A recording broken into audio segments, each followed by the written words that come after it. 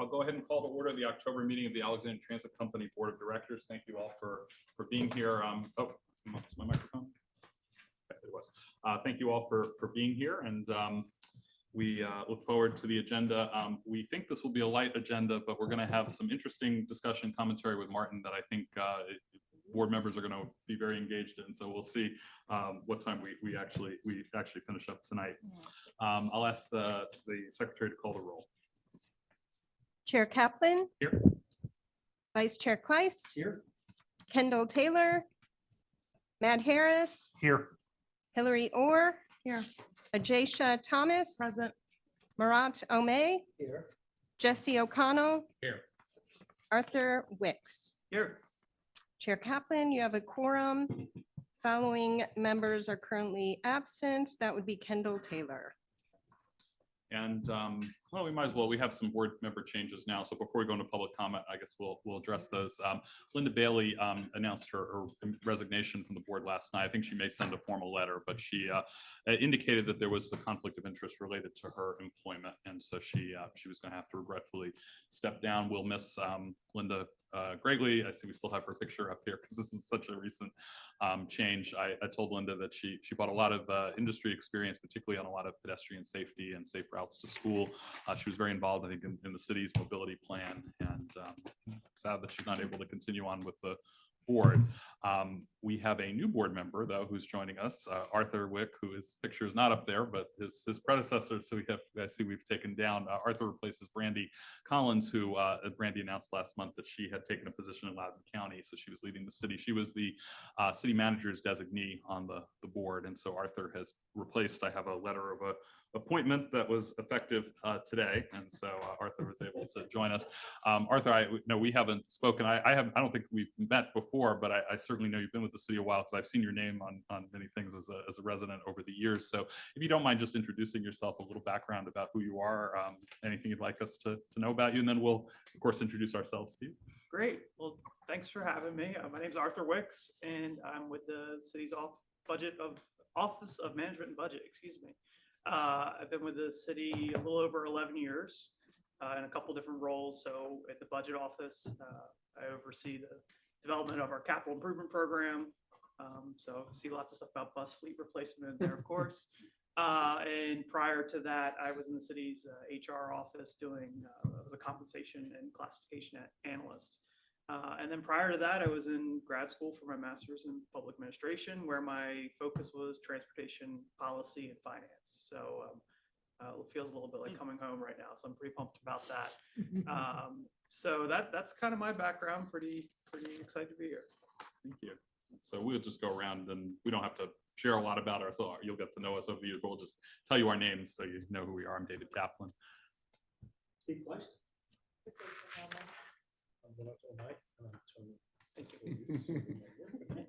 Hillary Orr. Jesse O'Connell. Kendall Taylor. Matt Harris. We don't have a lot of, we have a few staff in the room, so we might as well let you guys be part. Nice to meet you.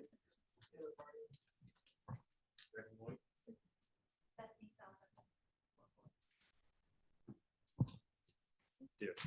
We'll move into public comment. Well, actually, let me say one more thing since we're on this. So with Linda's resignation, we are at the minimum number of citizen members that we would need to have for the board. We're down to 6. We can be between 6 and 8, and so the board will have to decide whether they want to do a recruitment, and starting the recruitment sooner rather than later would be advantageous in order to have an appointment that coincides, if we choose to make 1 or 2, with the stockholders meeting, which is traditionally held in February. I'm not really prepared to make a decision now about whether we do that. I don't think all of you are obviously just finding out about this now. So I'm going to put a spot on the November agenda where we can discuss whether we want to do a recruitment. We could recruit up to 2 board members if we choose. We could leave the board as is, although if another citizen member leaves the board, we would be required to do a recruitment at that point. So let's move into public participation. We have a public comment period at the start of every board meeting, and returning board members know this. Arthur will find out. We have a statement that we read at the beginning of public comment just to kind of set the right tone. So I'll go ahead and read that now, and then we'll find out if there are any speakers pre-registered, and if there's anybody in the room or on Zoom who would like to be recognized who did not pre-register, we'll do that after we've heard from pre-registered speakers. We are about to convene into the public comment period of our meeting. All dashboard meetings include a public comment period at the beginning of the meeting, as we believe it is crucial for us to hear from our riders and community members. The board is here to listen. However, please keep in mind that public comment period is not designed to be a discussion. Accordingly, please do not expect the board to respond to your concerns or questions tonight. We take any concerns and questions seriously and need sufficient time to process and research any issues, if need be. Board members will respond to your questions and concerns at a future meeting or have the proper staff member get back to you at the appropriate time. Please note that personnel matters are not a part of the public comment period. However, please know we take any personnel matters seriously. You are asked to contact the Dash administration with any such concerns. We ask that all speakers and members of the audience maintain civility and respect for any divergent views that others possess. Further, we ask that speakers please address their comments to the board directly rather than the audience. The board will take pre-registered speakers first, and I will invite others who wish to speak who may not have pre-registered. For future meetings, you may pre-register on the website dashbus.com on the board of directors page. I will now call the first speaker. Please remember each speaker is allotted 3 minutes for comments. If you are speaking on behalf of a neighborhood civic association or a unit owners association, please identify yourself accordingly, be recognized for up to 5 minutes. Are there any pre-registered speakers? There are none. There are none. Okay. Is there anybody in the room who'd like to speak? There is not. So we will pause and ask if there's any audience members on the Zoom who would like to speak, and Josh will monitor that and let us know. Raise your hand.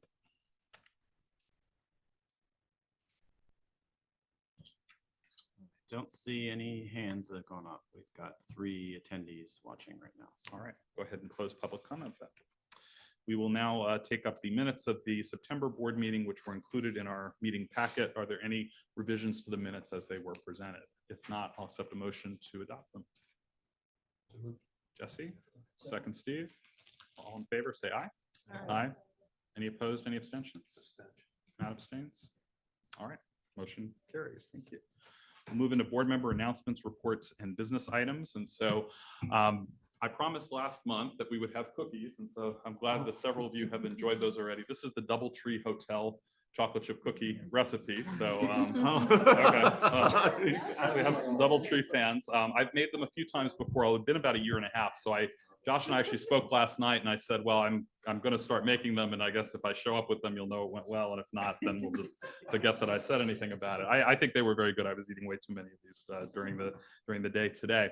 I bring them in because we should take time to celebrate things that are going very well, and there's a lot that's going very well in the organization. I think a lot of that happened in the spring and over the summer, so I'm kind of a month late in doing so, but just some highlights that we've already discussed. You might be thrilled that we got commuter connection money to continue the 35 and 36. You might be excited that we got a NOLO grant to buy electric buses, our first time getting FTA money. You might be excited that we had 4.5 million riders, the highest ridership that Dash ever had in the last fiscal year. We had a wonderful celebration over the summer to do that. We have staff who are in the room who have gotten promoted, who have taken on new roles in the organization.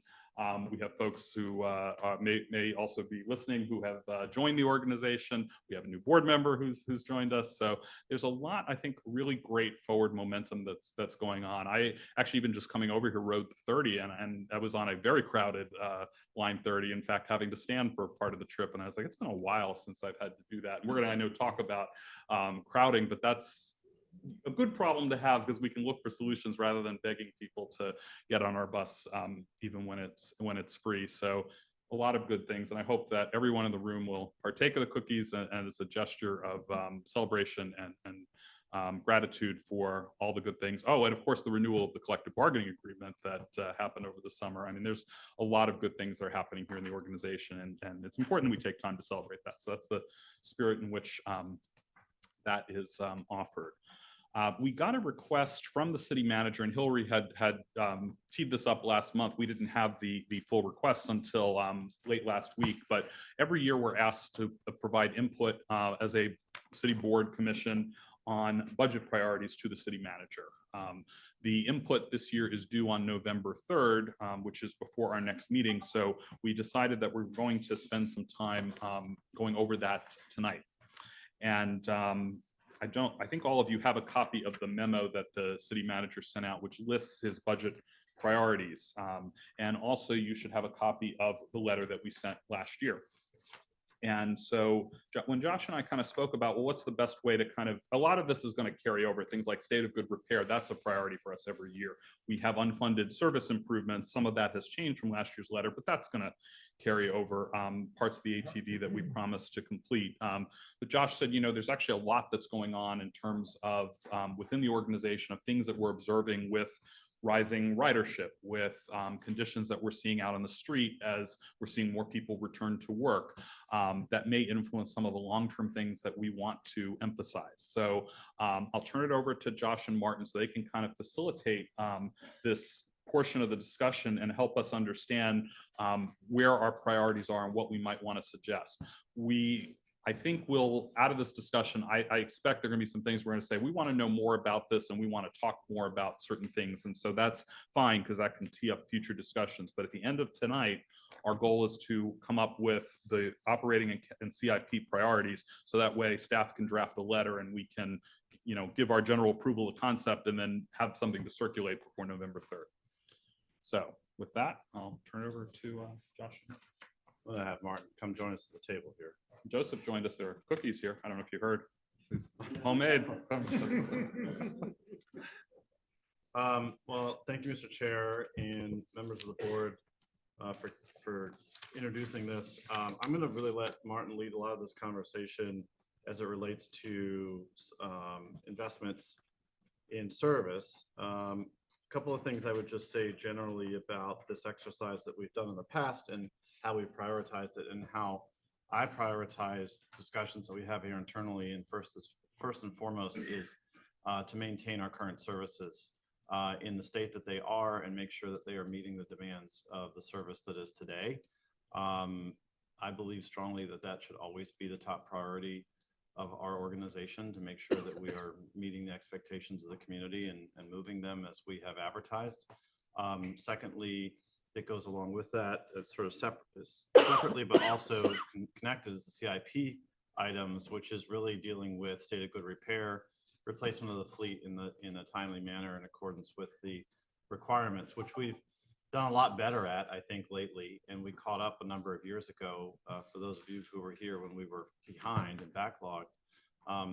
But I state this every year, and I'll state it again, is that there are many, many examples of what happens when you fail to keep up with infrastructure and defer replacements. You end up in a hole that you often can't get out of, and service is really adversely affected. So those are sort of two key components. Last year, you also indicated as the second item, the collective bargaining agreement, addressing the impacts of that.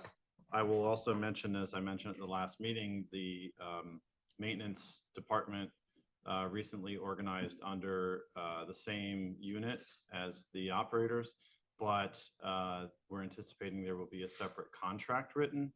We don't have any updates on that as today. There hasn't been any movement. There was simply the vote to do that. And so that might, whether at all you all want to mention that, I think we'd like to hear from you. I think the impact is minimal, and they have already received compensation adjustments as they did with the operators. So I'm not going to be thinking that the table, we're going to be talking about financial items, more about, working rules and those kinds of stipulations that would be outside of what is currently in the operator's contract. So again, theory is there. I don't have any updates for you there, but that is item 2 on the last, what you mentioned last year in the letter. Then fare free was the third priority that you identified last year. And I have heard consistently and spoken consistently with the city manager, who has understood and agrees the importance of maintaining that program. And the fact of the matter is that program, you're going into year 4 of TRIP, I think, which stipulates that we have to remain fare free anyway. So whether you all want to include that in your discussion in the letter is up to you. But I would state that I hear pretty consistently that this is something that's pretty much here to stay. And we've seen the beneficial impacts on the community. So certainly that's my reaction there. So then I'm going to turn it to Martin to talk about his thoughts on service improvements and some of the some of the things that are still left out there on the ATV and the new Dash network, and sort of understanding the various pressures that are going on within the city, I wanted to give Martin the opportunity to talk about what's out there and what are we seeing, and also what should we be aware of for the on the horizon in the future, that may not necessarily be needed talked about this year, but in future years, again, recognizing that above all the other priorities is maintaining what we do today. So I'll let you kind of key it off based off of what was in there last year and what your thoughts have been. Sure. Well, thank you, Josh. Good evening, Mr. Chair, members of the board. So as Josh mentioned, we've got a few service improvements that are still kind of remaining from our 2022 ATV plan that we are still working towards completing. We've been extremely fortunate in the last few years to be able to kind of incrementally advance those improvements with lines 30 2 years ago and then line 33 this year. So very, very excited. Those improvements, in terms of what we would like to see going forward, if additional funding became available, certainly as Josh mentioned, number one with a bullet is maintaining current service levels. Given the ridership we're seeing across the city, I'll be sharing a map later today that shows some of our ridership by stop across the entire city, and you'll see how well we're doing just completely across the entire breadth of the city. So we really want to maintain that current service that we have that's doing so well. So in terms of the other route improvements that we've identified in years past and how those might come into play, it's basically line 32, 34, and 31. So 32 is the Eisenhower route, runs from basically Landmark Mall all the way to King Street Metro via Van Dorn Street Metro. Also serves areas like Holmes Run Parkway, South Pickett Street. Currently, that route is the only one of our 7-day routes, our 30 series routes, that runs hourly during middays, Saturdays, and Sundays. So during off-peak periods, it's still running only once per hour, even on weekday middays, and that's the only route that does that. That's the improvement there would be to bring those off-peak periods up from every 60 to every 30 minutes, which is kind of the bare minimum that we feel for service to be at all useful to most riders. So that's the first improvement we identified. That's something we talked about last year. We've also heard from our DAC, from our advisory committee, from city leadership that that's a priority. Certainly there are equity considerations, especially on the western end of that route, that would come into play as well. But we believe that this is kind of a corridor that's been not neglected, but it really hasn't had any improvements over the last few years. Even when we introduced the new Dash network, line 32 was basically the same service levels as AT7. So there was no improvement there, and we haven't been able to improve it in years since. So given the developments going on throughout that quarter and then a lot of the equity concerns on the west end, that's one of our top priorities, I think, for this year. The other two routes that I mentioned, line 34, obviously that's the new route that connects to Potomac Yard. We've made some changes this year. They've been very successful. I'll be showing you some ridership data that shows 34 is up. Again, this would be a Sunday improvement that we'd asked for last year, going up from every 60 to every 30 on Sundays. So currently it runs every 30 on Saturdays, it runs every 30 weekday middays, but it runs every 60 on Sundays. So we bring that up from 60 to 30, and that improves our connections to the Potomac Yard Metro, coming from places like Old Town North, Potomac Yard. Wait, Mark, can you say that again? So it would be consistently 30? Yes, so it would just be a Sunday improvement for 34 from 60 to 30.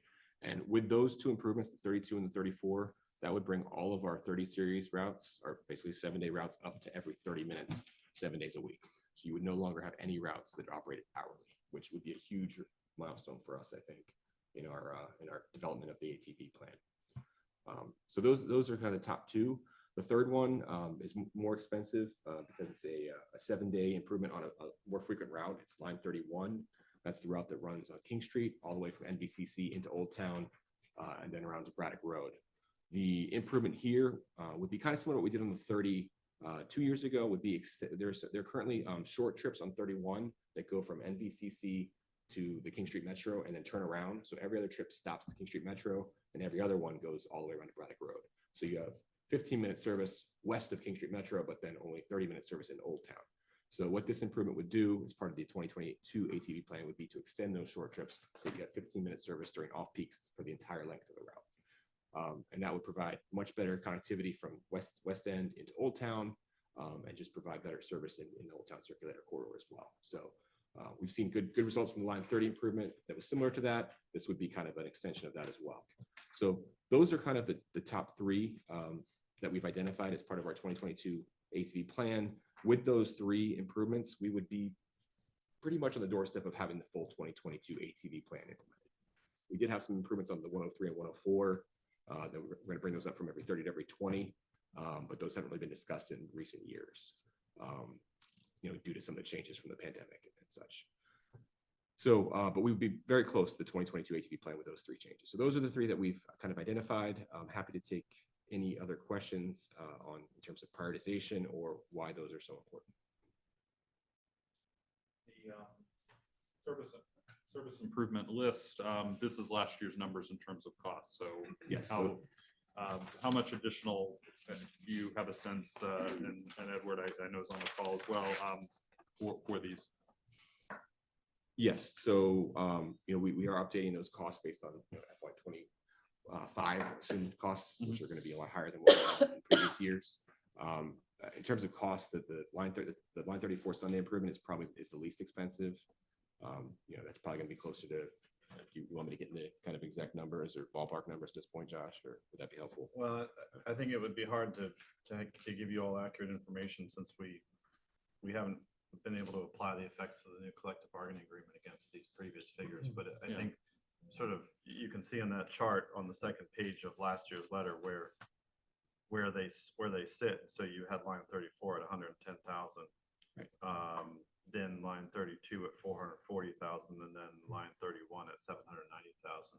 And I would also mention that since the last year, this time when we had the same conversation and throughout the budget process, the one line that kept coming up was line 32. Mhm.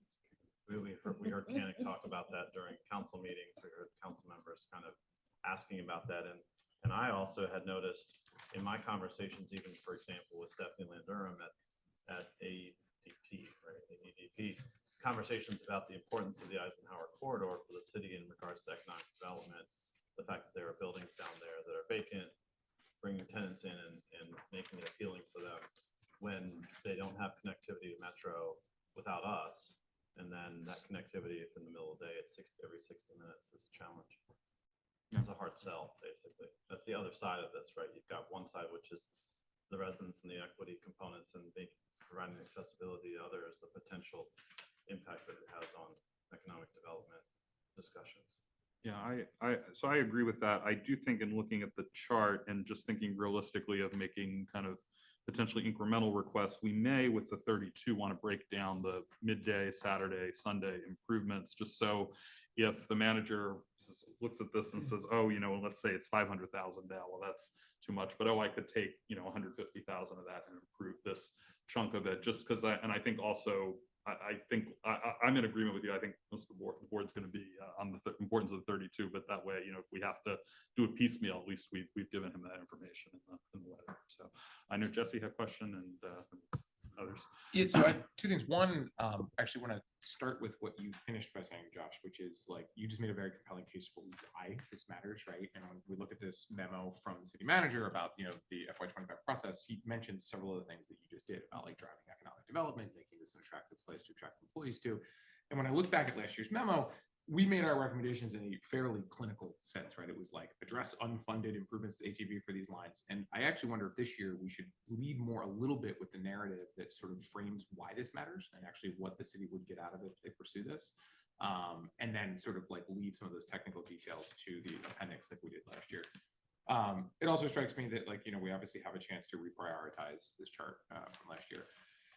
So my question though is, you guys have been doing an incredible job with really granular ridership data that's let us being responsive in real time to the needs. Are we then going to say though that like nothing has changed in the year in terms of like what route matters and where we have we learned nothing over the last year that would make us put a different request other than just we asked for 4 things last year and we got 1 of them, now we're coming back to you with the 3 things that we didn't get? So, and I'm sort of asking that as an open-ended question, like, would the data illustrate something else that we could put on there and also show like, we're adding this because, we have the data to back it up? Yeah. Well, I'll let you add to this, Martin, as you see fit, but I think there are 2 pieces to that. One is you make a good point, which is, I think what Martin was alluding to as far as the next discussion item about how do we look further out in addressing basically demand for our service and making sure there's sufficient capacity for that demand. I think that's kind of what you're getting at is, are we reacting to the usage patterns of our system and saying, oh, we need to put more there, which I think needs to be a part of the discussion. I think the origin of this has much been, which we've seen happen with the other services, which is putting more useful, appealing service there will drive that usage. So it's also about investing in areas that really aren't using the service very much to bring them to it, kind of reminiscing a little bit about that line 34 discussion that we all went through last fall and spring, where we were looking at neighborhoods that were kind of saying why, and it's really about sort of creating that access opportunity that then causes people to say, oh, I could ride the bus. Because I think on a very broad level, the reality of people who choose to use transit, it's about whether they see it and they see it there when they think they need it, as opposed to not seeing it or having to go out and seek it. That's obviously a small chunk of our ridership because we have a city that very heavily uses transit in general, which is really good, but those are two components of it. And I'll let you add to that. Yeah, I think that's a good way to put it. I would agree. And I think, we have certainly learned a lot in the last year in terms of where the ridership is happening, where we have challenges, where we need to look at expanding service. But at the same time, I think we're still needing to get up to a certain threshold. That 30-minute threshold, I think, is so important. And that's why we've kind of kept that as our top priority. So I think we do have work to do in terms of adding more capacity, in terms of addressing just the ambient traffic growth that we'll be talking about, and adding more vehicles just to maintain our current service. But I think right now, that 30-minute headway is just, that's just one of the main goals of our 2022 ATV plan that we've not yet accomplished. And I think before we start looking at, increasing headways on other routes, we just want to get, that minimum first. And the last thing I would say is the other strategy we've been talking about, which I think were here when I started mentioning, which is just rethinking our CIP. Speaking of the CIP guy here in the room, do we need to look at investing in larger vehicles in the future for these demand capacity? And throughout my career, I've always dealt with that question of why do you run large buses? You run the largest bus that you need for the peak time of the day. And if our buses are overcrowded, that may be a solution that does have a capital component, but one bus operator driving a 60-foot bus costs the same as operating a 40-foot or 35-foot bus, for example. So there's some operational benefits there too. Yeah, I would say that some of the crowding challenges are in part due to the fact that we've had some challenges keeping the 64s on the road that have since been resolved. Oh no, Mark. So Yeah. we're in a better place. There was a brief period when we had some challenges with that, Yeah, but they're out on the road more often now, which is good because school is back in session, and really those student heavy trips are some of the most critical in terms of crowding. We're also, as we all know, expecting an order of 10 new buses that are all aiming to be 40-footers. Correct me if I'm right. Okay.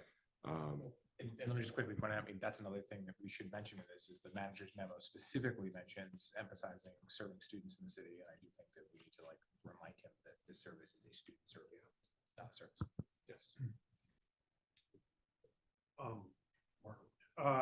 Couple things. If you could make this font bigger next time, I would That appreciate is a it. printout issue. And Apologies. I apologize if this is answered, but in the last column on the annual cost per additional boarding,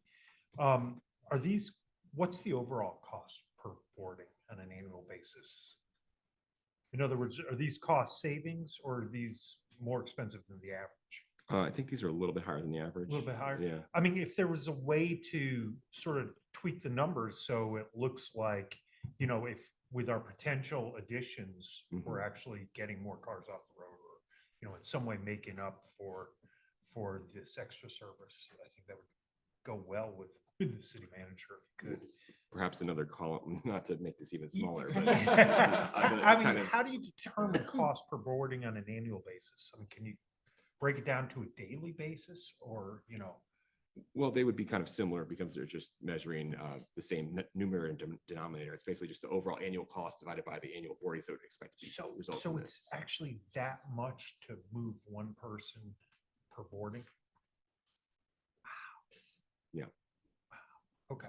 I mean, again, these are, yeah, well, modern might be eye-opening. But again, these are higher than the average though, that for our whole system. Okay, So, okay, all right. Because these are relative to the actual route. right. Yeah. So the low ridership route is gonna cost an awful lot per person. Right. Yeah. Right. Where's the- Well, I mean, maybe there's a component where we need to do more marketing and outreach as well to get our ridership up on these new, are we going to advertise these changes if they're implemented? Yes, definitely. Part of it too is a chicken and the egg issue that Yeah. this is a service that doesn't exist now. So you're going to start with a lower ridership because that's demand we're not meeting currently. And then people have to see it's there, development follows, jobs follow. So yeah, it's, Right. I mean, hopefully it's going to keep going up because our cost to operate are going to go up, but hopefully you're going to have more people there to kind of spread that riding each bus. I mean, what's our lowest cost for boarding? I take it it's a rush hour service somewhere. What's the ballpark, I would say it's probably the 35 for sure. And what do you think that'd be, like $5 a boarding, $10 a boarding? Just Probably somewhere around 5. I think it's more reasonable. Yeah. But to Matt's point, can you look at a immature one and its life cycle to show that, yeah, they start out, cost per boarding is high. Try to get at what you're trying to show, which is they start out more expensive, but after they've been established for a while, then they do get to become. Right. And they're all predicated on our ridership projections, which, can be a tough thing to do. Projecting ridership is very difficult. The way that we do it is kind of based on our boardings per revenue hour. So, try to, if you're adding a couple hours of service, you're using your boardings per revenue hour or some assumptions for that to calculate per hour added, how many more riders would you expect to be there? The table that you have here is based on last year's numbers. And obviously, our ridership today is much more productive than it was 1 year ago. So I think these would be more favorable if we ran it again today. Also, I think also what Kendall's getting at, both of them are trying to get at here also, we can also look at the historical, like where there have been investments made before and what it looked like I see. before that investment and now after. So not only are we theorizing on where it's going, but here's an example of what it looked like and what happened last time.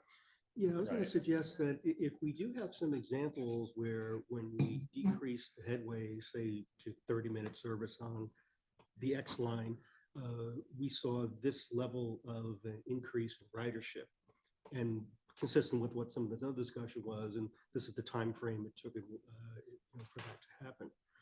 But I also support Jesse's position of take the approach of addressing the city's priorities with what we can do to support that. And that's a real good, I'll say, marketing strategy for our plan. Because this has changed a little bit. I mean, reading this letter, the guidance this year as compared to past years, and that's normal, right? Priorities do shift. We have different needs. The community is changing. The community is growing. We have new leadership. Whatever the case is, it's important to speak to it, like you said. And Edward had his hand up. I don't know if that Oh, was yeah. intentional. Before you speak, Edward, I was remiss in not offering you can't get a cookie, but you deserve a cookie more than anyone in the room because Josh shared with me the wonderful news that you and your wife had a baby boy who was born this week named Liam. So or I guess last week, we congratulate you for that. And I actually was amazed when I saw you pop up on the screen because I thought you would be you'd be on leave, but we thank you for being here and congratulations to you both. Thank you. I appreciate it. I just put my hand up because I did want to, we're talking cost per boarding and I had the final FY23 cost per boarding. I just wanted to add that was $6.71 across the entire system. Just. The 35 might even be lower than that. Yeah, the 35 would be lower than that. That's across the entire system. I mean, even lower than 5, what we were saying at the, Oh. I think based on that average is, I'm guessing. So. And we were even talking as Josh and I were kind of sketching this out, even looking at some of these priorities and let's put in which bullet points these adhere to as we make our case. And, 32, even if we, let's say, have a separate bullet point on that, that's Landmark Mall. That's where that bus terminates. So you really can make a good case because it's Eisenhower, but it's also Landmark, which is mentioned as an important, as, the top economic development growth goal of the year. And then everything falls under climate action that we do. So there's a lot of good options there, Jesse. And I don't think this has been specifically named yet, but I would strongly encourage us to continue to maintain as its own line item maintaining funding support for free fare, just because I think we've sunk significant kind of like reputational capital, both the city and the bus service into that I want that to be something that the city manager and budget staff are constantly thinking about accounting for, because like that's not going to ever be something we can solve in 12 months. We have to always be thinking a couple years out to make sure that that doesn't sneak up on us and fall apart. I agree with that. I will echo because Josh, Hillary, and I were in a meeting with the city manager. I believe it was back in January, and he really said specifically that this is something that he recognizes is here to stay. But also knowing that could have changes in leadership, and this letter could be there to inform others as well. So your point is well taken. But very encouraged by the current city manager's views on this. And it has created, and maybe we can also, in that comment about it, recognize the fact that this has been an additional burden on the city's general fund, right? So recognizing the fact that that is something that's now baked in and has elevated the cost of Dash, and the city has worked to make that happen. We can kind of think about how we draft the letter for you all to look at that can also recognize that, because I think that's really substantial. And as I was mentioning, I was just at the American Public Transportation Association conference, and some of us were all down there.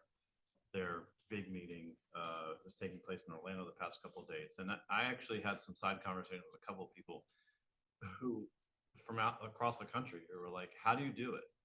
How do you do what you're doing at Dash? And they brought up the fare free. And the thing I said was, I said, I have a supportive city, a supportive community, supportive council. And that's a big part of it. And a lot of communities don't have that. And that's, I think, also something unique to recognize. And I was proud to be able to talk about that with them. But it was also an interesting remark when you see people looking at that and saying, how is this happening? So everyone who's involved in that should be proud of that, I think, too. So in the next fiscal year, we're going to be in the final year of the original TRIP grant. Can we then The one we're in right now, right? Edward? This is the last year, right? This is the So FY 24 is the last funded year. We're committed to FY 25. Right. But there's no money. you have to continue it in the next fiscal year, because otherwise you have to return the grant theoretically that you So, receive. for this year at least, it gives us the perfect context to sort of say, Yeah. like, as FY25 is the first year that the city needs to fully fund the fare free service, like I think just Are we- explicitly stating it, right? Yeah. Are we then, I don't know the rules of the program well enough, is the city then able to apply for a new grant after the 4 years has expired? Or is it going to, we wouldn't necessarily get a grant if we applied for it or the full amount, but what has to happen after the 4 years are up to continue? Does anyone know? Yeah, I don't think that the way the legislation is written that we can apply for the same thing again. There have been conversations about how there might be pushes to update the legislation to allow transit agencies that have benefited from this in the past and are showing that they're successful to be able to utilize some more of the TRIP funds. But as of right now, we cannot. Okay.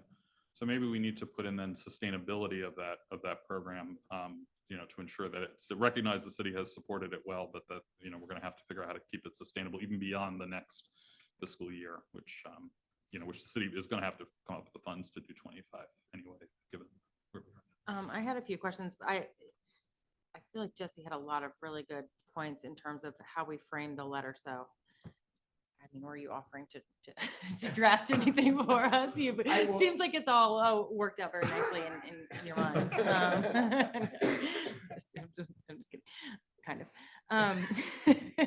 But staff should, use Jesse as a resource to ensure.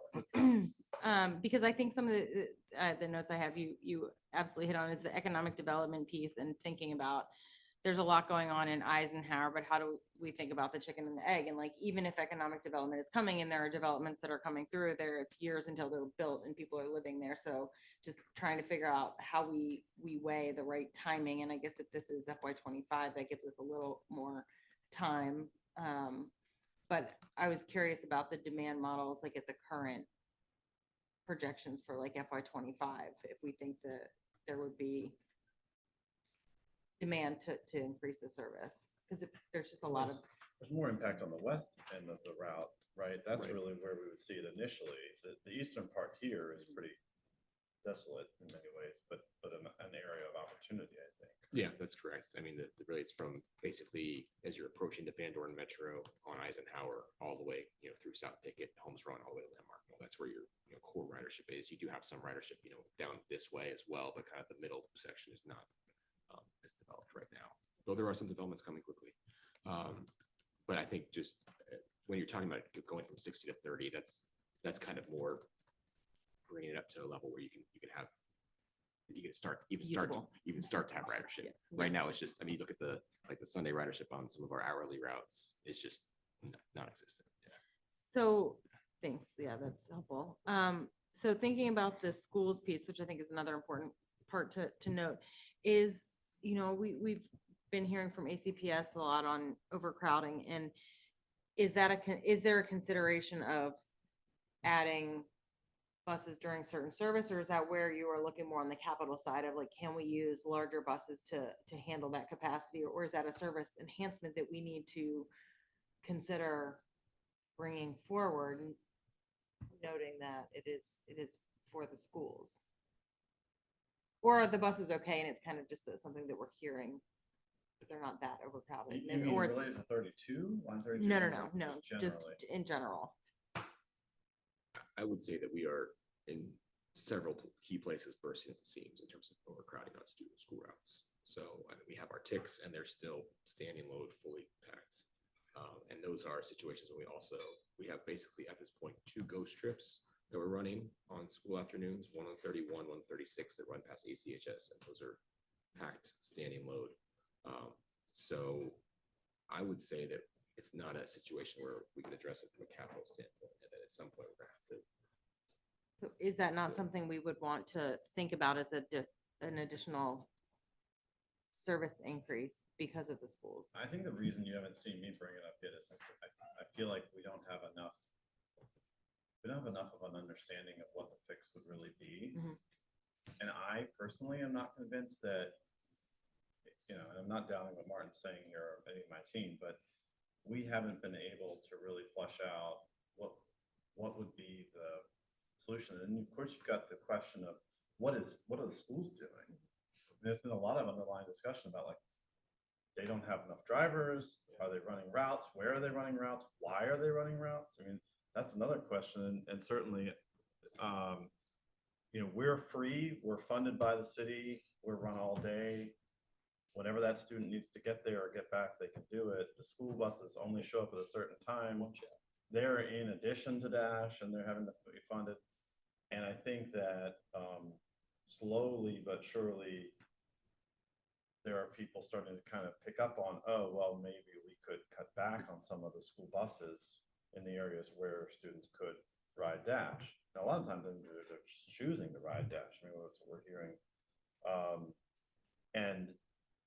But I think the idea of how do we solve for it is going to also need to include what are the schools doing? If schools were to come out tomorrow, and don't want to create a rumor here, but if they were to come to us tomorrow and say, where can we cut back on service?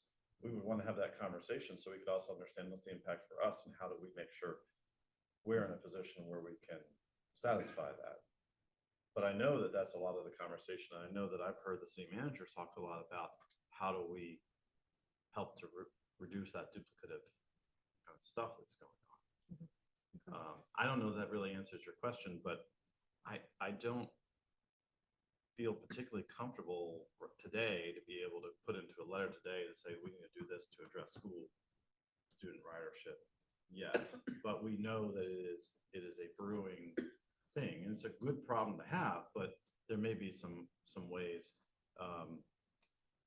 to gradually whittle away with it as we get more big buses in the fleet. Yeah, no, I totally understand. We need to think through it more. I was just wondering if that is something that was a consideration rather than just like the same ones that we had on here last year. I have one more question about the King Street one. So that would be expanding service through Old Town, but we already have a number with the Old Town Circulator. We already have a number of buses doing that route. So what if this increased every 15 minutes from every 30, what is that going to do to that circulator route? How frequently is that going to be coming now? Yeah, so during the off-peak periods right now, it runs a combined, not including the trolley. Trolley is kind of considered separately, but it's also there. But the Old Town Circulator itself is running every 15 minutes or so during off-peak periods. This would bring that up to about every 10 to 12 minutes. But I mean, let's include the trolley, right? Because So it's include the the same trolley, resource. Yeah, so it's about 7 to 9 minutes, I'd say, in that ballpark. Unfortunately, it wouldn't be as evenly spaced Yeah. as we would like, just because of offsetting headways. But you would have much more frequent during the off peaks, because currently it's only every 12 to 15 during off peaks. I think the bigger selling point for the 31 is the connection from the west end. I think that's what we're trying to push for that one. You don't have to make the transfer at King Street, which can be a little arduous and can dissuade people from riding.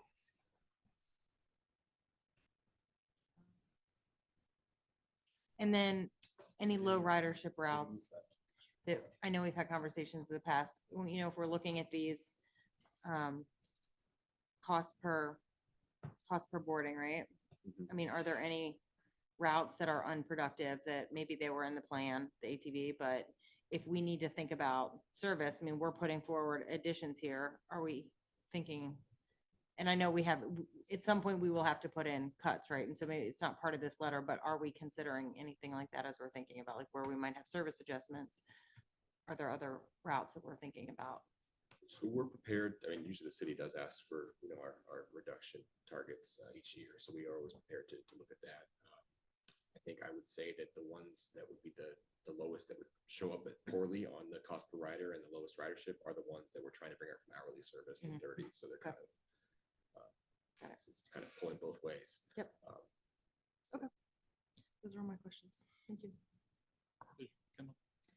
Just instead of asking for resources to solve what potentially is a school's problem, one of the things we talk about regularly and we have for years is the shared kind of city and school services. We have lots of conversations, and there's the council school board meeting. Is it worth asking for the conversation to happen? Do you advocate for that? So we get people at the table to talk about, because right now if we have school bus and a dash bus going at the same time, I mean, not only is it inefficient, you're talking climate, that is now 2 buses out on the road. And so can you push for the conversation starting to happen? Yes, and it actually did start happening recently. I'm waiting to see kind of where it goes. I actually had a meeting with their chief operating officer, I think, whoever's over facilities and transportation. So we've got some follow-up conversations. That was centered around student behavioral stuff, but I think that it has opened the door that I kind of want to walk through figuratively as you're talking about, to get in front of some people to say, this service is out there already, right? And you don't have to bring people in to go out there and run this service separately. Can you shift some of the things to this, some of the people to this, some of the students to this, so that then you can only address the areas where we don't have service? That's kind of my. Well, and what I want to make sure is that the conversation happens, that there's resources become available from, it's very hard to get money from the school system to something else. But if it's just happening over here, the schools will continue to get funded at the level that they're getting funded, and you will pick up the work. And so how to have that conversation. So it's basically city, schools, and Dash saying, how do we do this? And then where do the resources belong? And you can't solve it on your own, but opening that conversation. So it is the 3 parties. The money will get lost in the shuffle. Right. And that's a good question. I mean, I wonder what their cost per boarding is on the school buses. And also, do you guys ever recruit from school bus drivers or vice versa? How does that work in terms of wages? Because I'm thinking if they cut their lines, school boards, and we take over work, we may need more drivers too. We have school bus drivers who come to work for us, yes. Oh, okay. I wouldn't say that we actively recruit. We recognize that that's a challenge for both of us, or that we might lose someone here that goes to work for school bus. Compensation certainly It's more of a can part-time come into job too. play. Yeah, we've had bus operators here who for many years would drive the school bus and then come here and work, but that's typically a more part-time kind of scenario. Well, look, it's hard for everybody to get drivers right now. So if our benefits and pay is better and still provides the service and reduces the burden for them to bring more people in, that's a win. Well, and just as a taxpayer, I think it's also a win for all of us. Yeah. You know, it's not, we shouldn't be siloed off. Right. Because at the end of the day, whether it's the city manager's budget or it's the city council or school board, you know, we're paying. I wanted to ask, I've gone on this tangent before. Josh indulges me with this every few months when we chat on the phone. The King Street trolley overall, and because we were talking about kind of the Old Town Circulator and how that fits in, we are the contract operator for that, so we don't make the decisions about that. But I wonder, in a letter like this, is it worth asking to say, you know, that do we want to do we think the city should perhaps consider what the future role and route of that trolley is and how it fits in with the strategy of serving Old Town, because everything else in Old Town is which is also branded service, the Old Town Circulator also then serves areas off of King Street. You're serving North Old Town, which is going a tremendous amount of redevelopment. You're serving areas around Braddock Road and Parker Gray. And, you know, is it worth asking, is that potentially an area where you want to look for some savings, or change the trolley to do something else to better fulfill some of these priorities like economic development, you know, by expanding it, say, through Carlisle. So I don't know if that makes sense to put in our letter, but I think as we're offering, you know, ways the city may want to economize, it's getting harder, I think, to look at that as just, it's just there because it is a huge cost driver. And we do a lot in that corridor with our service. So My only reaction to that is I don't think it would be prudent to say anything in a letter about the trolley without talking to Visit Alexandria first, because I know that that's a significant sort of amenity that they view as part of their way to market the city. But when we did, I mean, Dash wasn't free when we had the trolley and the trolley was free. There's a piece of that's correct. Dash is, I mean, I don't vote, but if we said, you know what, we're not going to do the trolley, we've got Dash, we want to do this other thing, I think that would be a bad thing to contemplate. That's just me. So you're not going to vote on the letter? I don't vote on your financial stuff. That Okay, would be all right, wrong. all right. But I would be over here. I- That's-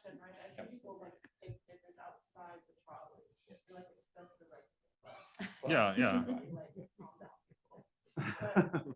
just a tourist draw when you're out there. And so to your point, it was about maybe some marketing material. People are like, I'm on the trolley and it talks to me about this street and that street and this landmark. Something that Dash does not provide. When I when I see on the street the 30 the trolley, they're going back. You have to space that out some more, but I understand like sometimes you can't, right? So it's a tourist draw. No, yeah.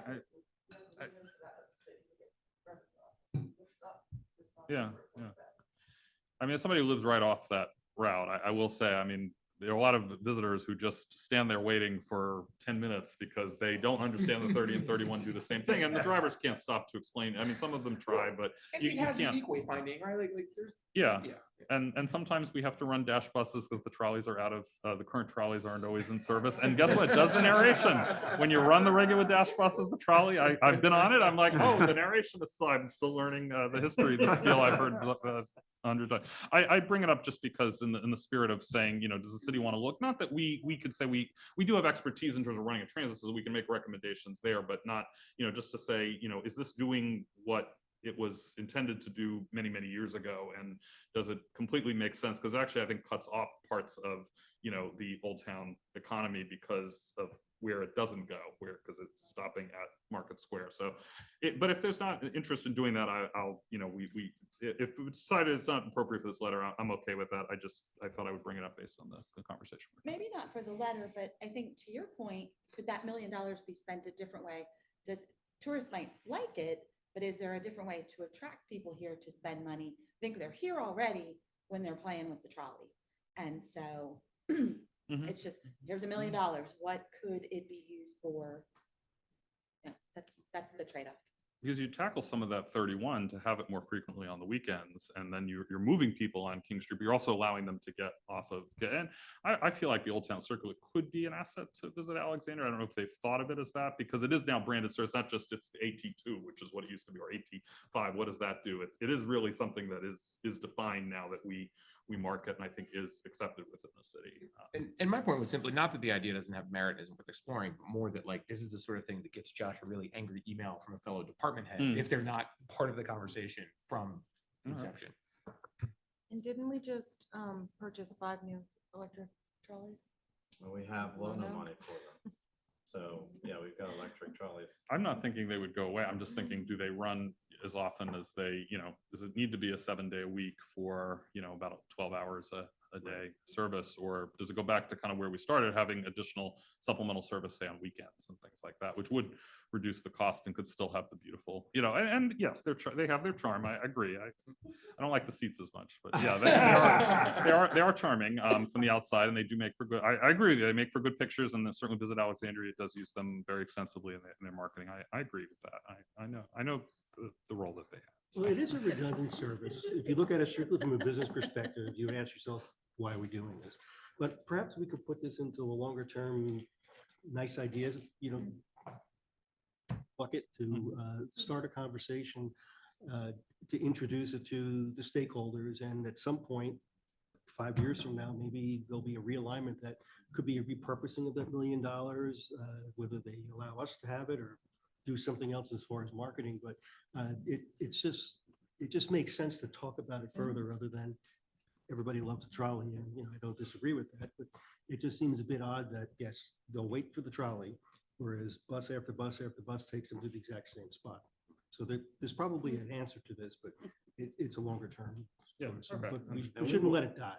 And we will take that from a staff perspective. We can, just like Jesse was saying, and Hillary and I actually had some conversations, I think, on the side about this and sort of how the trolley is even represented, right?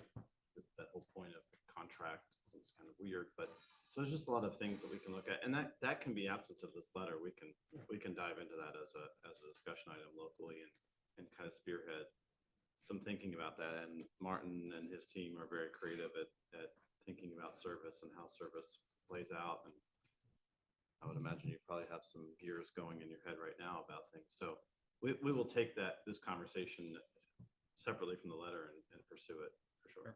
Okay. So do you need to go through CIP because we've just been on the operating side? Yeah, I mean, I can speak to what these CIP items were, what they were intended to say last time. I think we've gotten a lot of good feedback here, and the notes will reflect the comments, and we'll draft some language based off of the comments about the service, the operating, and maybe take Jesse up on his being voluntold by Hillary to help. But on the CIP side, obviously I mentioned state of good repair. That's pretty self-explanatory. The zero emission goal, we've all been very aggressive towards that, and we're very proud of the success we've had. And thanks to Hillary and her team and the Dash team working together to put in a strong application, we've got a big award there. The third item there, I think, created some confusion when I put it in last year, but this isn't necessarily specifically Dash as it is to highlight the importance of continuing to see the other city departments. I guess it's general services and others who are putting stuff in the CIP to address issues with this building. And this can come out or stay in, but the reason that was in there last year is we've got some major structural issues with the parking deck that is out there, and it's a big item. And so I think us saying something to the point of you've got to make sure you pay attention to the facility, although it's not a super old facility, there's some major issues, and they've just installed new bracing under the ramp. If that scares you, scares me too. I don't know why it's there, but I'm glad there's bracing. But they're having to start bracing up parts of the building. So I think just the intent of that statement was to say where there are conversations going on within the prioritization throughout the city. We just wanted to make sure. And obviously, Arthur, you wear two hats. You've got the CIP side, and now you're wearing a board hat to give you that perspective of, we just want to make sure that we recognize there are a lot of urgent things on the CIP out there. And we just want to make sure in this statement that it's understood there are some issues here that we want to make sure on the horizon. Although they're not dire right now, they're on the path that's going to create a real challenge for us with the building. So that's what that was originated from, in case anybody was reading that. And I know Hillary read it last year and scratched her head and called me and said, what is that about? What are you talking about? Do you want to articulate what the specific needs are within the building as sort of bullet points underneath? Well, I think I think there's like, I mean, between general services and Dash has a small team here who works with general services and others to maintain the building and keep it. I think people are aware of the things that are needed. And we've made progress, for example, with the lifts, the lift procurement is done and finally we're getting the lifts replaced. And we did run short on money to address the bay doors because of COVID, the inflation pushed it through the roof. And so now they haven't stepped back and relook at that project and try to figure out how do we get those done in the future. So I don't know. I mean, it's up to you all, but, and maybe I can put Art in a corner here in his first meeting, but whether it's just helpful just to say that as a board, the board recognizes the importance of watching for and supporting other departments that are coming in for CIP related items to keep this Who owns facility. this building? Is it Dash or the Alexandria Transit Company, or is it? It's the city. It's a weird, So- I've never so- dealt with it since I got here, but it was built though with very unique money. And State highway funds, wasn't it? yeah, we all kind of settled on, we're kind of a tenant. Which is Um, better, I think, because in a way, your responsibility is not the same as if you were the owner. Right, but also as a tenant, we understand the use of the building, right, as a tenant and the things we're dealing with on a day-to-day basis. So that's why we have folks here who are also, I mean, that's one of the things Ray has now taken on, right? And so Ray is the main point of contact interfacing with the city. And then we've got the expansion, the add-on, which has state money in it, and it's going to have federal money in it now. And then we'll eventually start to have federal money going into this building, which totally changes it as well. Well, so my question is like, who's responsible ultimately? Because, I mean, if it falls apart, if it's the cities, I mean, they're obligated to fix it. And if that's the case, I wouldn't put too much priority on that. You may want to make them aware of the state of disrepair and their reminder that, hey, if we could walk away and just have no facility. That doesn't make sense. I mean, it's theirs. It's their investment. Well, there's also the other opportunity here, and this is actually a discussion I was having at the APTA conference. I've started having conversations. I want to continue to have conversations with both DRPT at the state level and FTA, because there are a lot of programs out there specific to transit, both in the state and on the federal level, that go towards building rehabilitation and construction. So, for example, bus and bus facilities that we've worked on is a huge program that's intended to basically rebuild or build new transit facilities that are really worn out. That's not what we are. We're a facility that's coming up midlife at this point, but we're not a decrepit old facility. But also there are funds out there typically on the federal and state level to help rehabilitate midlife rehabilitations of facilities that can address infrastructure related things, preventative maintenance things, replacing the AC units, right? All of them, so that then you have so we are pursuing that. And I think that we will continue as a tenant. I think it is our obligation to bring those ideas to the table. I really want to work together on that where we can. It kind of reminds me of the police headquarters, which was built incorrectly, and then they had subsequent problems a few years after. And I'm wondering if there's almost like a builder's lien or something that we could go after whoever built this, because how old is this building? It's coming up on 15 years. Okay, yeah, I don't know, obviously, but someone in city manager's office should know about. That's a whole nother.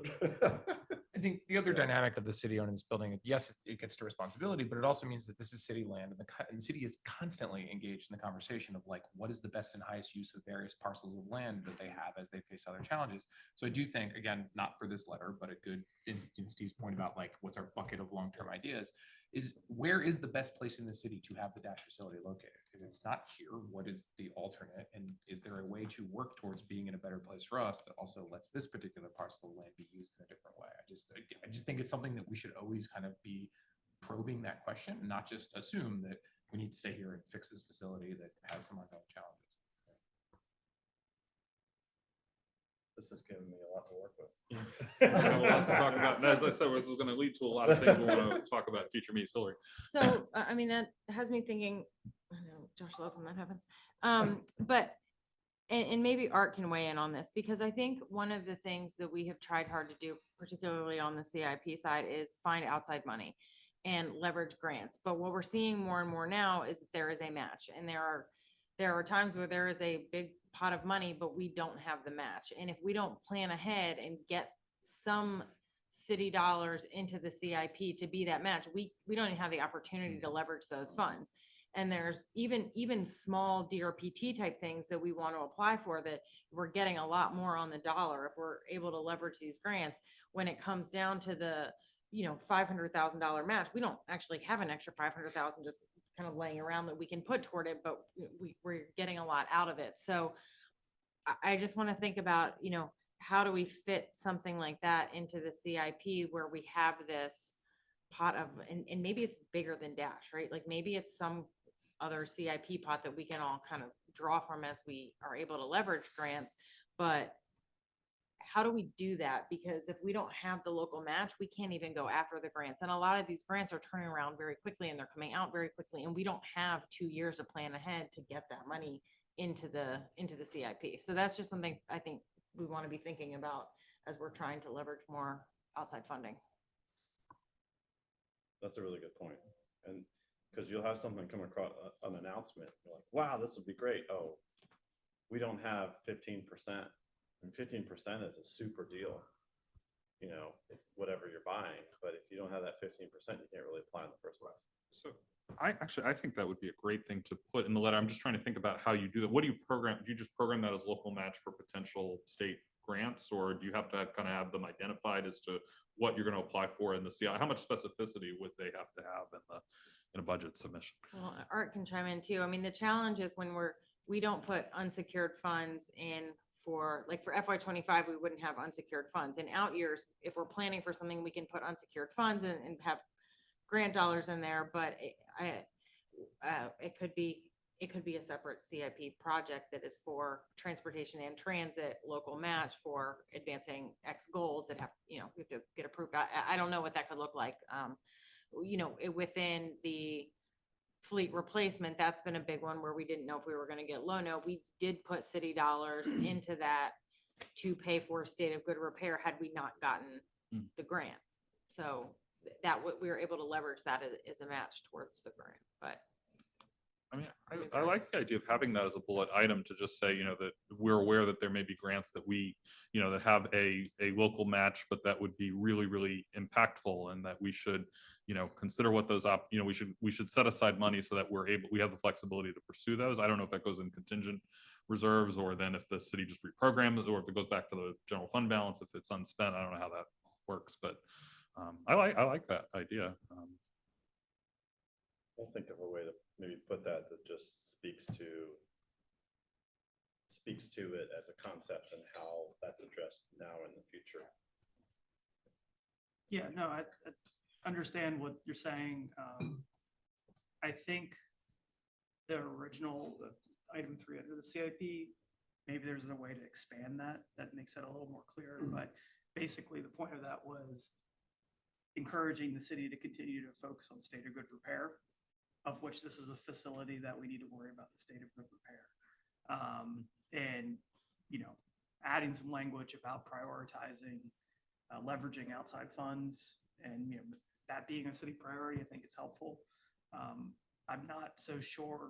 I wouldn't recommend being as prescriptive as to say, let's put a pot of money aside in case a grant comes along, because the city is, especially on the capital side, very focused on the money we have, putting it to work now instead of just in case scenarios. So that there's a way to that language, but to some of the points made earlier, I'm sure Dash has staff that is dealing with kind of ongoing day-to-day maintenance of this facility. But when it comes to like a capital system or asset replacement, more likely than not, that's being managed by our Department of General Services. So, that's why encouraging continued investment in our state of good repair as a system, I think, is an important point to make. The other point I'll put out there, because Hillary gets to hear me ask this question all the time when we pursue grants, is, and I don't think it's for this letter, is a focus on capacity, right? So you can push really hard for a grant that we have to apply for by tomorrow and spend by the end of next year. But if general services doesn't have the appropriate staff in place to pursue that, then that creates a problem. So that's not for this letter, it's just being cognizant of that and balancing their workload and the fact that they've got a library board and everyone else having the same kind of conversation. But yeah, I think having something about state of repair is very important in there. And, having seen hundreds of these grant applications, one strategy might be something that's not cash at hand, but a mechanism that you can prove that you can come up with the required match within a very quick time frame before the award is executed. So I've seen a lot of those promissory matches. There is a caveat that comes with it because the availability of the match is part of the evaluation criteria, obviously, but at least if you have a mechanism in place or a plan in place that can actually show that you can raise the funds within the given time frame, at least that's an option to also include that. Maybe that would be something that we would be better prepared and plan, and whenever a grant application NOFO hits the street, maybe a strategy would be a good opportunity. And then also in the evaluation criteria, the soundness of that plan is also, that also plays a role. If you can say like, oh, we'll come up with the money, obviously, that's not gonna fly that well. But I've seen very robust plans that were very convincing, that actually, met the criteria and all that. So that's another alternative in the interim.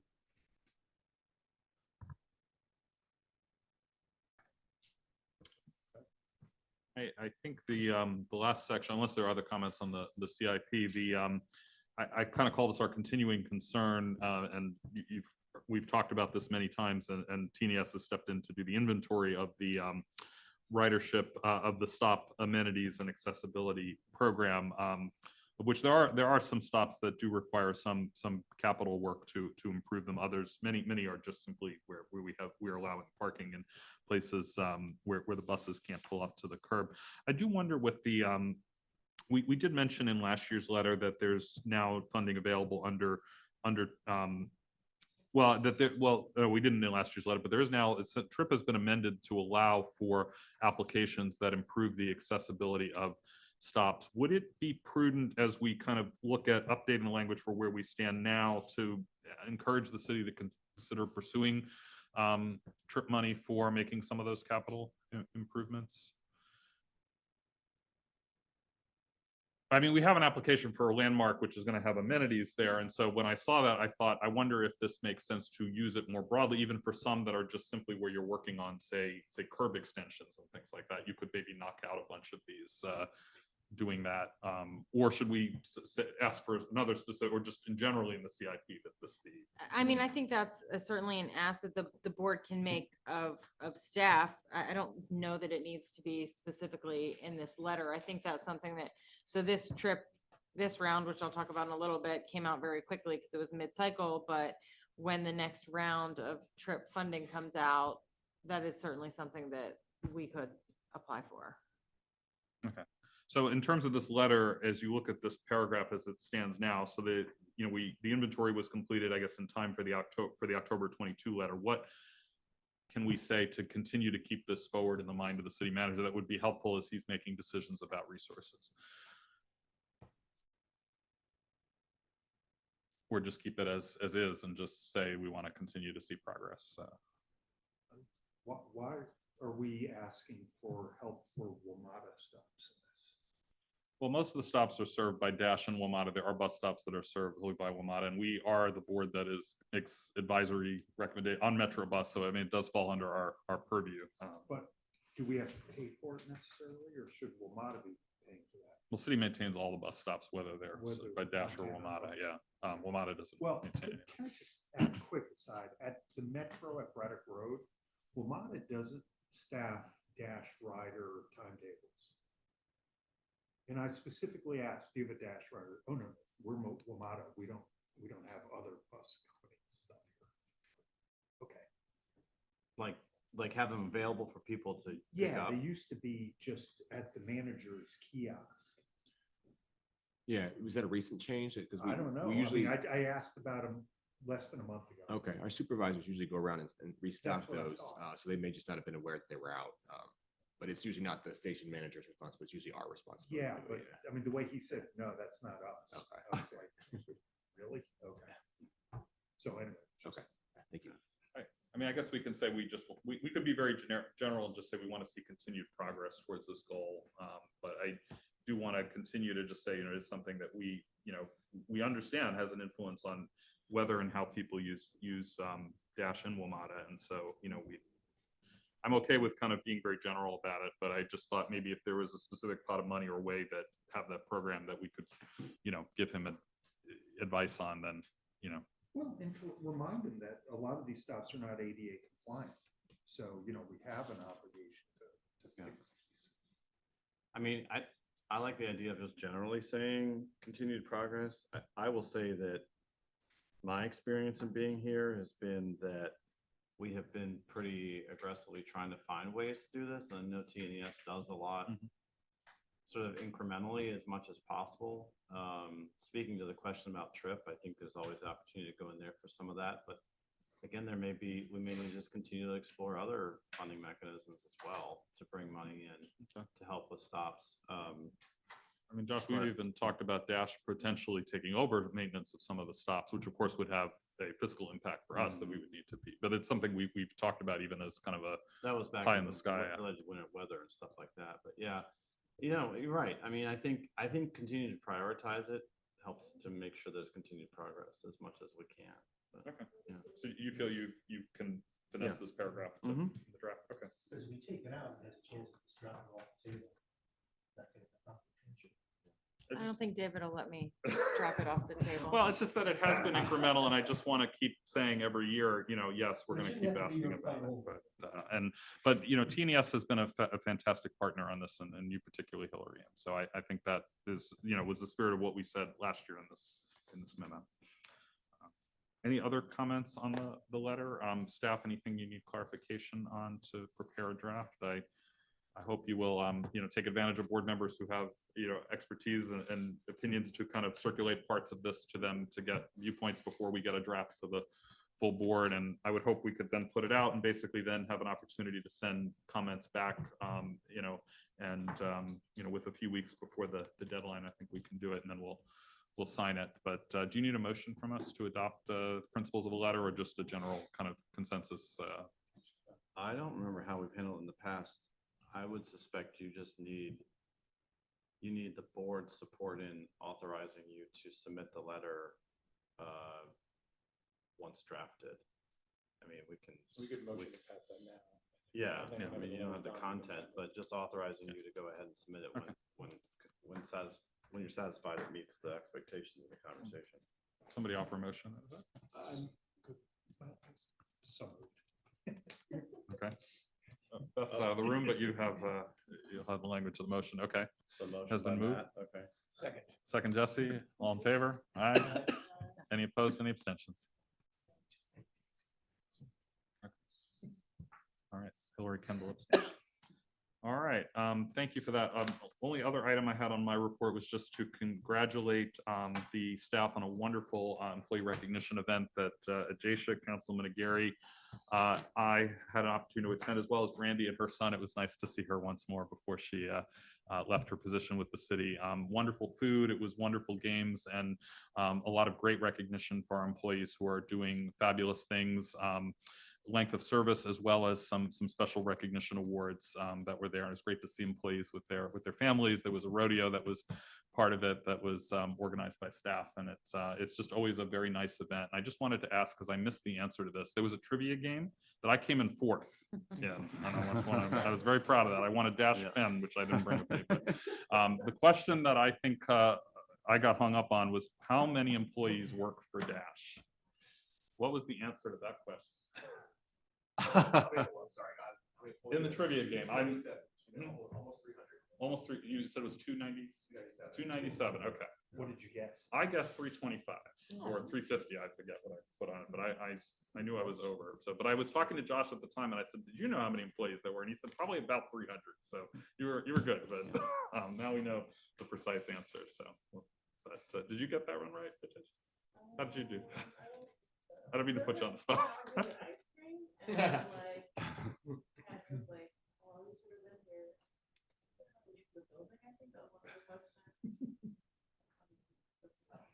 Oh, okay, okay.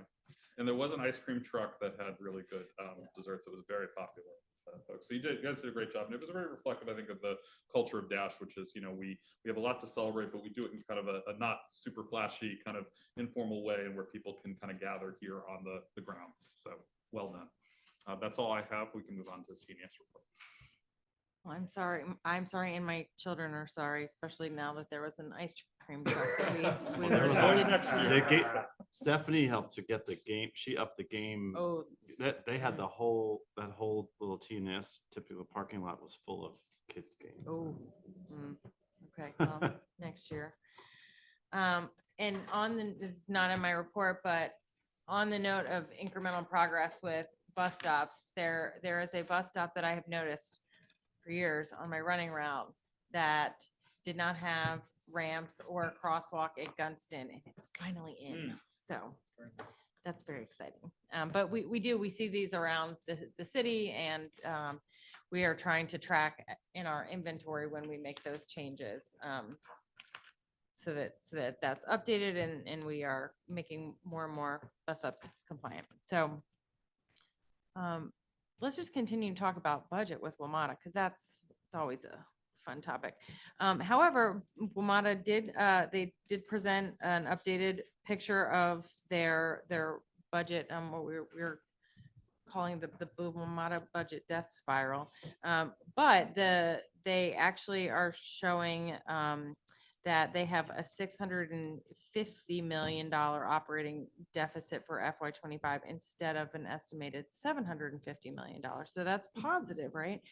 But it's just something to keep in mind. There's a number of working groups trying to figure out what we can do about this. And without really dire service cuts, there's going to need to be things like fare increases. There's hope for federal funding. There's talk of adjustment to the 3% cap on operating growth, but that's not something that I think is going to happen this year. And there's just a lot of discussions going on about long-term sustainability and what we could do in this region and in Virginia to start to address this. But it is a large gap to fill.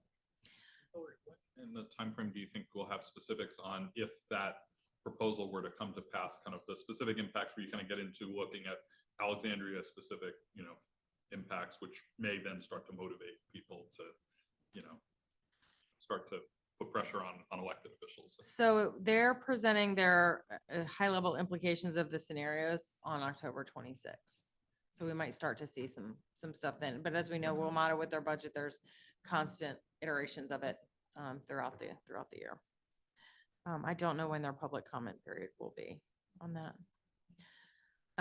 Second on here, I have the TRIP program. So like I mentioned, there was a announcement that there was going to be a mid-cycle TRIP grant application. And the city is planning to apply for this new category that we were just talking about, the passenger amenities. And this is can provide buses, shelters, and real-time signage. It was a very quick turnaround on this application. And so we wanted to focus the funds at the Landmark Transit Center. So right now we do have funds to build a full transit center, but that will probably not happen until 2028. And so Landmark is one of our high ridership transfer points.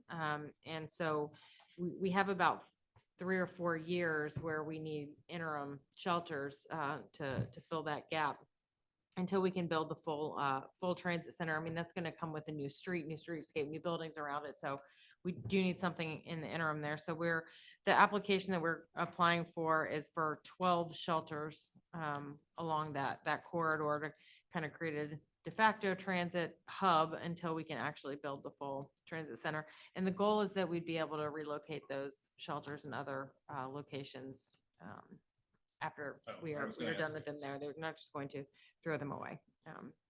So that's, I think, the total cost was up to $800,000, and we would have to provide a local match to that. The next update I have is on the King Callahan Russell intersection. This is a project that we is funded through the FTA. It was probably funded in 2008 or something. It's a very old project, but we've been working on it for a long time. There's been a lot of delays with this intersection. It was originally an access to transit project since it is right near the King Street Metro. It's to provide better walking and biking access to the metro station and VRE and Amtrak, but through working with the community, it evolved into how do we reconfigure lanes? How do we reduce congestion? And then with the metro shutdown and other projects happening there was a lot of delay in that project, but it is officially under construction, I think today or tomorrow. It is beginning. So hopefully we will see progress at that location. And there will be better bike lanes and sidewalks and crosswalks to get to Metro.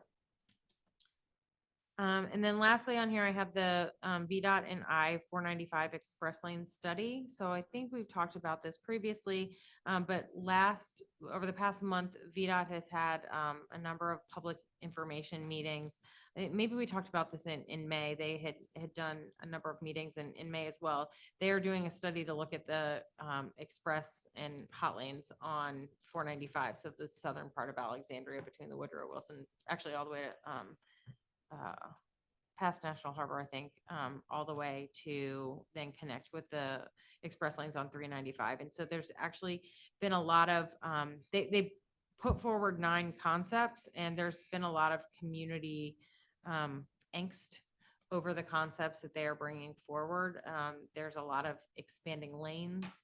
None of the proposals are taking away lanes. They're looking at various transit scenarios, but understanding that if you build more lanes, you are creating more congestion, and that is kind of against what we're trying to do in the city. That we did provide a comment letter to them that expressed some of the concerns we're hearing from the community and reiterated some of the concerns and just considerations that hoping VDOT will align with our city goals as they move forward with this study. But again, they're at that stage where they're looking at 9 concepts right now, so it's still very early and nothing has been decided. I believe the comment period ended. What's the date today? It might have ended today. Today the 10th. It ended yesterday. Thank you. So we'll get their summary of what's going on with that, but we did provide a letter. And you have dedicated bus lanes. Yes. I think one of the key concepts for consideration is, do you leave space in the middle for Metro? 20, 30 years down the road, it's hard to take away things to put in Metro once you put it there. So do you leave it? Do you utilize it now? And how does that look? And so there's various scenarios that they come forward. Work with the drawbridge. I mean, I do not know. great question. Yeah, that's a good question. Trains? Yeah, trains do it. Trains run across Yeah. the Yeah. drawbridges. I'm sure smart engineers can figure that out. There was an action alert. Some of you may be familiar with the Coalition for Smarter Growth, and they had put an action alert out to their constituents. And I was one of the people who sent in letters to our elected Yes, officials yeah, on that. They Um, got a lot of letters So, from that. but yeah, they were very concerned about the transit's role in Mhm. those scenarios that were being considered. So hopefully, I'm glad to know that it generated a lot. I guess that was probably how a lot of the community learned about the project. in the coming Yeah, years. and at the public meetings, I think they had pretty decent attendance at the public meetings. And they did virtual meetings, and then they had an in-person meeting at the Lee Center as well. We could take up so there's a letter of support under planning reports to support the trip funding application. If folks want to, we could take that up now and vote on it. Unless is there anything that our staff that you wanted to add to that, Martin, just in the interest of efficiency? No, that's fine. We had a diagram in my slide to show the transits. I don't think it's seen that yet for the landmark mall development. Oh, sure, yeah, let's look at that. Yeah, you can see it there.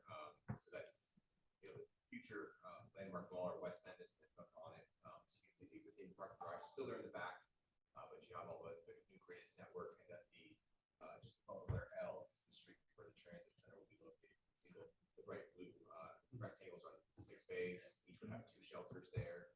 That would be for this program. Then we do have see the yellow box at the top of the parking garage. That's future layover space and much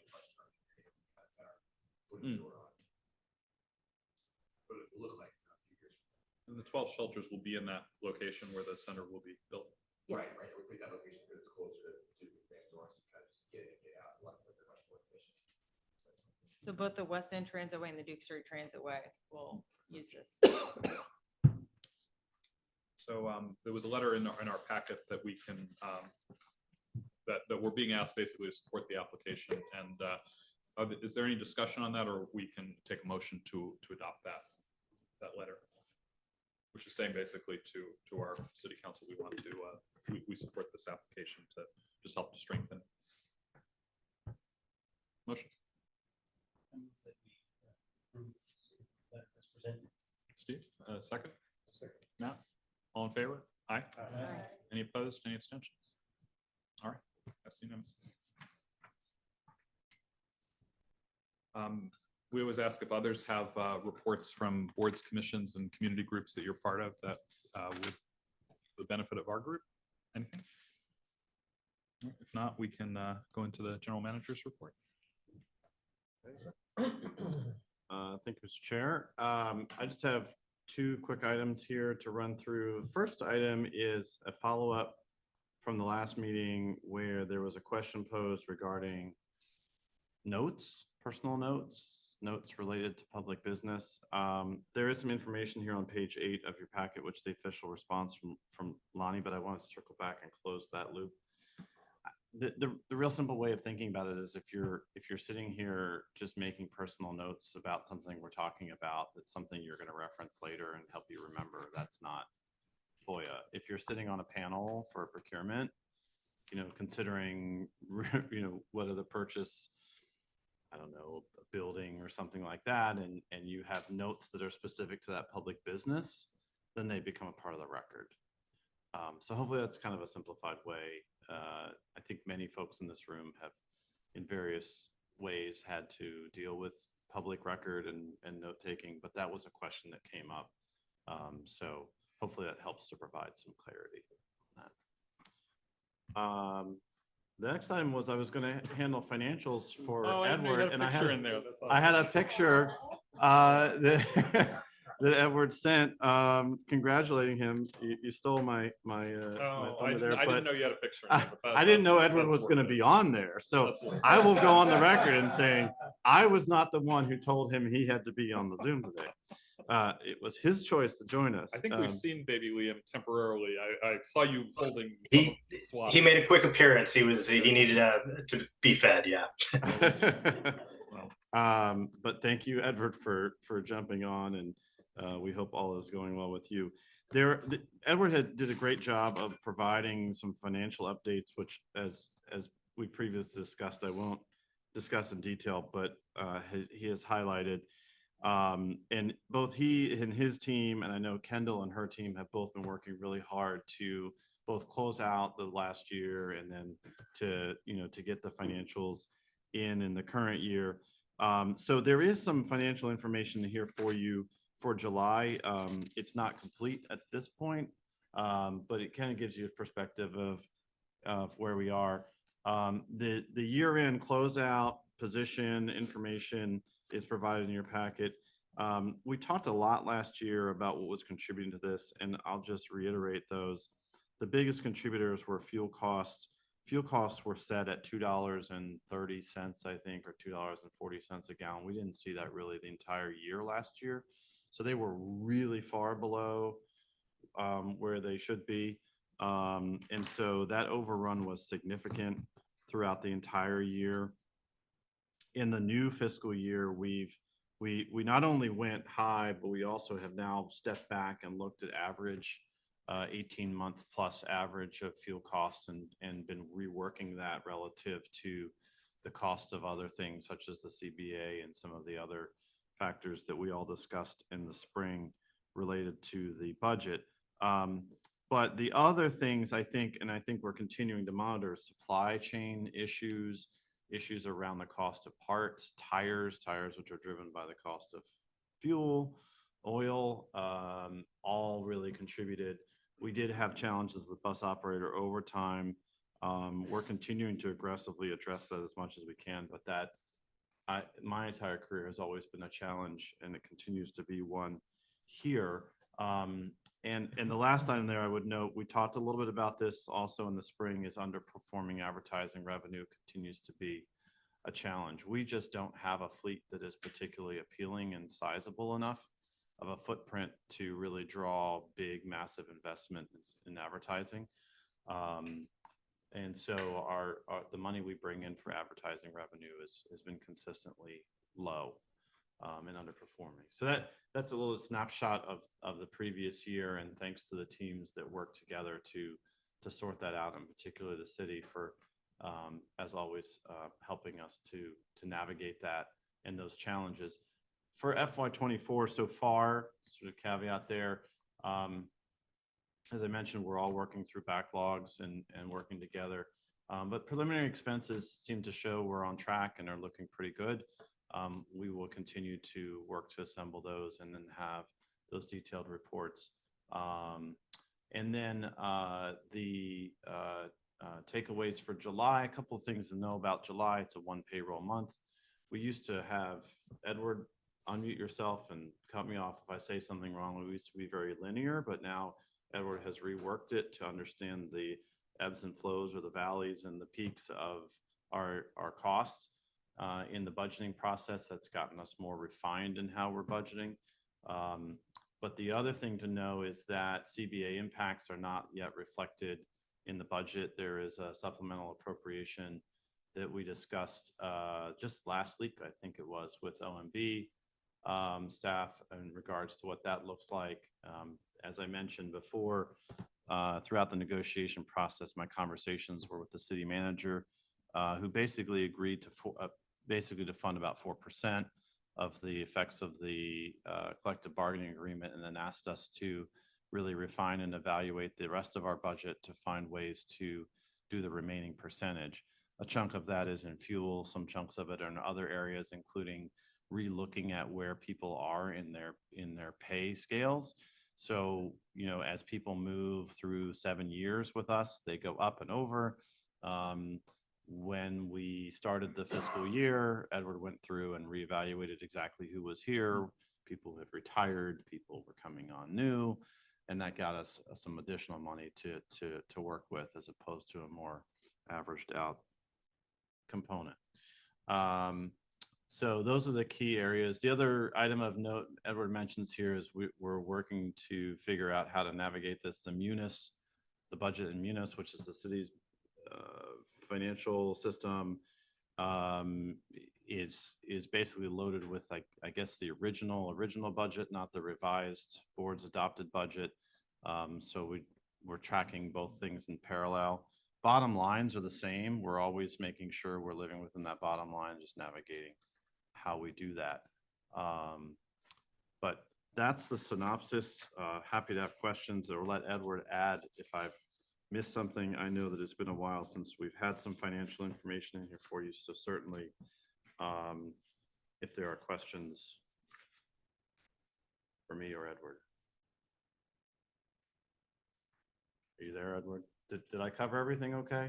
Yeah, no, you covered everything. I mean, just mentioning that FY24 so far, the city will close July, August, and September. Now they have the date will be October 23rd, which is why we don't have final financials for any of those months. July is, I can say with confidence, those numbers are as close to final as possible at this point. But that's just why we don't have August financials yet.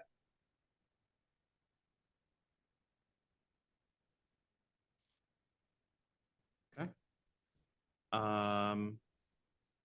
And then we'll let Martin come back up. I don't know where you want to go up there. Whatever works. To run through your items. Thank you, Josh. You can click through it if that works. I will. Just since we've already done the resolution for the grant, I just have the quick ridership update. This is the updated new graph that you guys will be seeing the rest of this fiscal year. Again, for those that haven't seen it before, the light gray bars are monthly ridership totals from before the pandemic. Those are kind of our pre-COVID baseline that we've been using. But then yellow obviously is COVID. Then blue is FY22 when we introduced the new network and free fares. And then green was our record FY23 with 4.5 million boardings. So you can see for our last 2 months of July and August, we are trending actually above what we did last fiscal year. So yes, I like, yes, thank you. So about 50,000 higher in each of those months. So really great. Hopefully, not to jinx anything, but hopefully we're on a good path going forward. And this, I think that's in your packet as well, so you can take a look at that. For weekday ridership, you can see this one. This is again from August, since that's the most recent ridership data we finalized. This is by route for average weekday riders. You can see that line 35 continues to be our biggest workhorse in the West End, well over 5,000 average daily boardings. And then the other frequent routes, 31. And actually, this graphic, I do have that's okay. The 36 is missing the data, but it's about 2,000 boardings per weekday. So that's also a big jump from what it was in August of 2022. And then this is weekend. So again, 35, very strong, up to 3,300 average boardings on Saturday, and just over 3,000 on Sundays. And then, the same routes. The trolleys much stronger on weekends, obviously, but the 30 and the 31 continue to be strong 7 days a week. And I guess I would, Josh, actually, if you could click back to the previous one, the 34, we do have pretty strong increases so far in the 34, going from 160 to 271 on weekdays, and then on weekends, it's up from 120 to 300 on Saturdays, and then 42 to 114 on Sundays. Again, that's the hourly service, so obviously a little bit lower. Yeah, I was going to echo that. That's obviously a route we've all talked a lot about. No, you haven't been a part of that conversation yet, Art, but in this doubling, it seems like a small number relative to the others, but that's for something to double is even. Yeah, and that's just the first 3 months since the changes were made. So, Yeah. When did the metro? May, end of May. Yeah. Okay, and then I think there's one more slide. Just as I mentioned, there's the map. This is from the hop through tool that we have that is able to use the APC data from our buses to have much more granular ridership insights. This is our average weekday boardings by stop from September. I managed to cut off the legend, but any of the dark purple dots, those are at least 30 boardings per weekday. So you can kind of see, if you look at the West End, you have a hard time finding any stops that have less than 30 boardings per weekday, and those are, a lot of those are much higher than 30. So and then in Old Town, the same thing, and then Alexandria and King Street as well. You see kind of that frequent network kind of bears itself out through this graph as well. And then Duke Street is probably the other thing I would point out. You can see that it's really kind of throughout the whole corridor. It has good ridership. There's not as many of the kind of just pinpoint center activity centers that are spread out. It's kind of just that whole Duke Street corridor where you see pretty strong ridership. Potomac Yard Metro right here. Right? One of these Yep. stops is that. Yep. The top. I think the top two there, the purple and the pink right next to each other. Well, the ones that are yellow, what is that? Those are the lower riders. Those are probably, I think it's 5 or 6 or less. I don't quote me on that. It's Okay. single digits, but yeah. I was just looking on Pitt Street. Maybe I'm missing. So I was just curious because we'd had a lot of talk from members of the neighborhood who were looking at, well, that route will be fine over Potomac Yard and you'll get ridership. I'm just curious as we drill down to, are we seeing on Pendleton and Pitt Street where we did modify the bus? I'm just curious what's happening there. We can. Yeah, thanks for pointing that out. I didn't notice that. It looks like it's missing 2 or 3 of the stops there. So maybe because they're new stops, it didn't show up correctly. But you're right. There's that one. I would be curious as we look at the ridership, and hopefully we can you see that trend on the 34? But let's next quarter maybe look at how we're doing on that segment of the route, because I'm sure that question will come up. Sure. Yeah. And Martin, not to keep nitpicking the graphic, but there are stops on Mount Vernon Avenue between Monroe and Breck, right? Those are 10A, 10B Metro. This is just dash. There's no dash stops. Okay, interesting. Dash just runs straight through there. Okay. Yep. Well, it's not complicated. Via lightings, we could create the same map with the lightings if you'd like to see. Sure, yeah. If it's easy to. It's just to check, click, one click, yeah.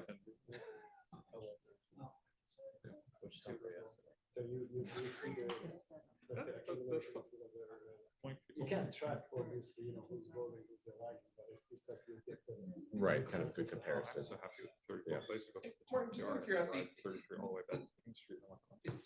are we If I go learning target or anything from the fact that all of, every stop that's on the city border is like a very high use stop? Is that just the artifact of how this is presented, or does that mean something? No, it's a good observation. I think that's just more so than anything, just a byproduct of the way that Alexandria is laid out. I mean, it's kind of a donut. If you think about where the density is, where the activity centers are, really the center is, there's, less density, more residential. Whereas the West End, Alexandria, South Van Dorn, those are our busiest areas. But I mean, it could be something with connections to other jurisdictions. Yeah. I mean, saying something about how we're interfacing with art and how we're interfacing with Fairfax. Shirlington and Potomac Yard, those are right there, easy connections. I think Arlington is going through their transit strategic plan right now. So I think that's a topic of discussion for them. Oh, that's not on here. That would be a dark purple for sure. Yeah, it's cut off. I've seen it too. It's a dark color.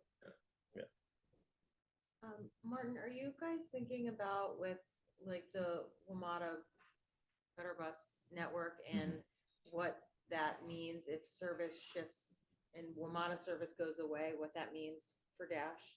Or do you feel like we have pretty good coverage of those areas anyway, and it's not that we would have to change anything to make sure we're still providing coverage to folks where we have currently maybe some redundancies, but Yeah. if they go away? Are you thinking specifically for the year one network that's kind of in the works?